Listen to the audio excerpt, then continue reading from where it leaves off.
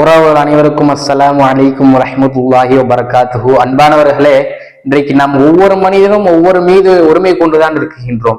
உதாரணமாக, ஒரு மனிதன் என்னுடைய வாகனம், என்னுடைய காசு, என்னுடைய வீடு, என்னுடைய பிள்ளை என்று ஒவ்வொரு மனிதனும் ஒவ்வொரு மீது உரிமை கொண்டுதான் இருக்கின்றோம். ஆனால் உண்மையிலே மனிதனுடையது எது தெரியுமா? ஒரு மனிதனுடைய இந்த உலகத்தில் ஒரு மனிதனுடைய எது தெரியுமா? சொன்னார்கள் ரசூலுல்லாஹி ஸல்லல்லாஹு அலைஹி வஸல்லம், உண்டு கழித்து உடுத்து கிழித்து கொடுத்து முடித்ததுதான் மனிதனுடையது என்று சொன்னார்கள் சர்க்காரே ஆலம் ஸல்லல்லாஹு அலைஹி வஸல்லம். உண்டு கழித்தது என்றால் நாம் எவ்வளவுதான் நம் முன்னாடி உணவு இருந்தாலும் நாம் உண்டது மட்டும்தான் நம்மளுடையது.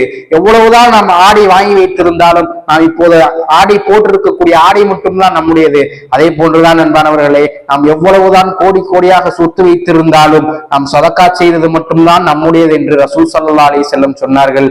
ரசூலுல்லாஹ்வுடைய பொருத்தத்தை பெறும் மக்களாக அல்லாஹ் நம்மை ஆக்குவானாக. அஸ்ஸலாமு அலைக்கும் வரஹ்மத்துல்லாஹி வபரகாத்துஹு.